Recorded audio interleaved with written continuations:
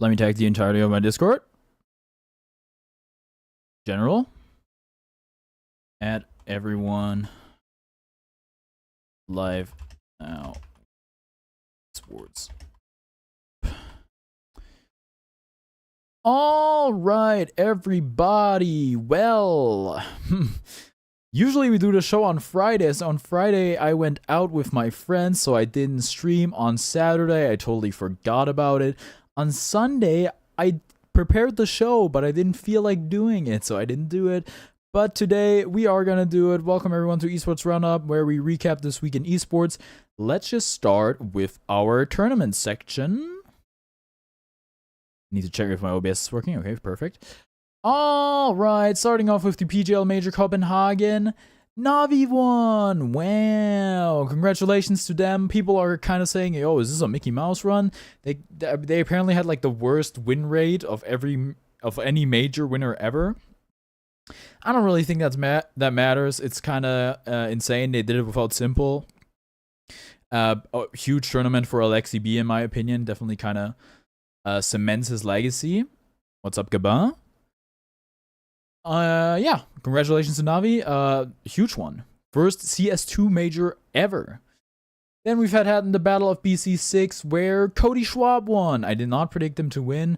Congratulations to Cody Schwab for winning Melee. And Hurt One, who I've never heard before of in my life, won. Congratulations to Hurt. What happened to Minecraft? We're gonna do Minecraft in like 10 minutes. Then we've had the RLCS, the Rocket League Championship Series, and Gentlemates Alpine won. Congratulations to them. Apparently they won after just getting into the esport like 4 months ago. I gotta say that is quite the impressive turnaround. Yeah, congratulations to them. Then we have currently happening Elite League Dota 2 tournament. We've had the Swiss stage conclude, and we are now in the group stage. This is what the groups look like. We have Entity at the top and Team Spirit at the bottom in Group A, and we have Aurora at the top and Bedboom at the bottom in Group B. Moving on to League of Legends and the LPL. We have Billy Gaming at the top still and Ultra Prime at the bottom. That's pretty much unchanged. You can just look at all the arrows to see what actually changed in the standings from last week. Then we have the LEC. Fnatic is still first. Carmine Corp actually slid down to the bottom, as you can see, indicated by this down 3 red arrow. So yeah, but actually something interesting happened. Wow, we've had the LCS playoffs happen, and Team Liquid won. Team Liquid Honda, and that's how I learned Magic Johnson owns Liquid partially. Isn't that crazy? Lakers legend, arguably greatest point guard of all time, Magic Johnson, tweeting about esports. Isn't that freaking crazy? I mean, the tweet is like kind of super generic, but so is like every other Magic tweet. Thanks, Magic. Yeah, I thought that was really cool. Okay. Kind of breezed through that section. Moving on. Hold on.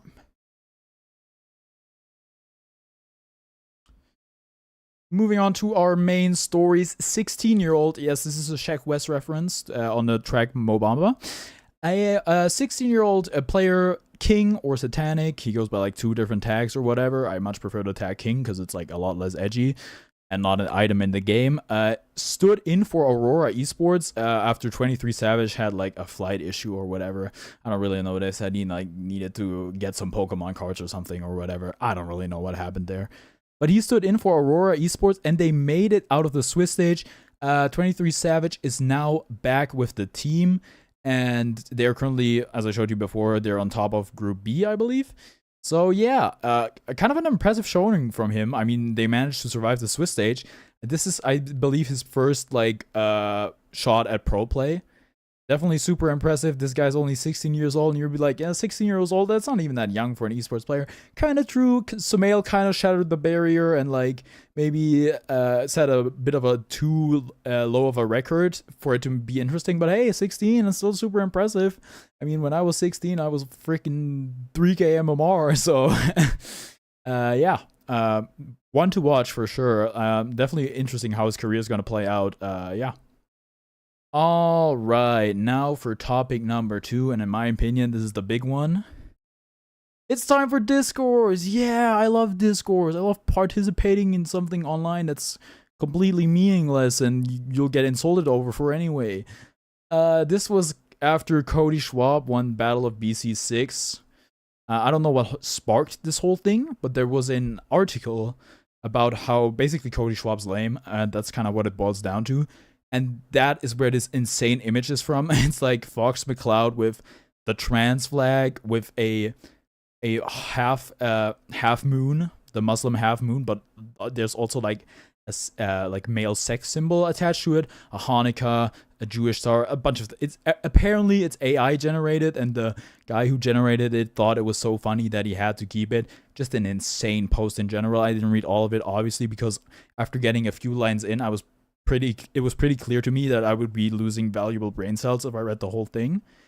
Anyhow, I don't really want to get into it that much. He talks about, you know, Z-Jump and all that shit, which I think is a whole different topic. I think what it came down to and what people talked about on Twitter later is like, why doesn't anybody like Cody? Why, like, he's a winner. He wins a lot. People still can't really seem to like him. It's not like he's a villain or anything. And yeah, what can he do? Should he do anything? Are we even supposed to like the players? Like, should we just care about gameplay? In my opinion, it's a bit of a Riz issue, and I'm not talking about like game or anything. I'm talking about charisma. I don't think Cody Schwab is super charismatic. No front. Not a shot at him. I think like his competition at the top is like insanely unfair. I think Zane is super charismatic. I think Jmook obviously exudes charisma. Mango. Yeah, it's like, it's pretty rough at the top, but I don't think you have to be super charismatic to be like liked or whatever, or to have like a role or be like interesting. I think if you look at like HBox or Leffen, I don't think those guys are like super duper charismatic. I mean, I like Leffen a lot, but like, I think there's also like the role of villain to be played. Like HBox is kind of a villain. I think Leffen is definitely a villain, maybe less so now than he used to be. But I think that brings me to what I think Cody should do, which is I think it's time for a heel turn. I think he's kind of embracing that as well. He like asked on Twitter, yeah, what about Trash Talk? He's signed to Nouns, and like PBD is involved with Nouns. Peter left China to meet Dagger, I think one of the great esports villains in my opinion. So yeah, he already gave him some tips. I think it's time for the heel turn. I think that would really do a lot for Cody's image, make him a lot more interesting. So yeah, I don't know. We'll see what he does. I wish him the best. I think he's a great guy. Great story, great player, obviously. But yeah. Deep exhale. I think that'll do it for this week in Esports Roundup. Again, only 2 topics. I'm sorry, I kind of messed up posting this so late or recording this so late anyway. But yeah, that'll do it. See you next week. Okay, I'm going to end stream. I'm going to go live on Minecraft. Bye!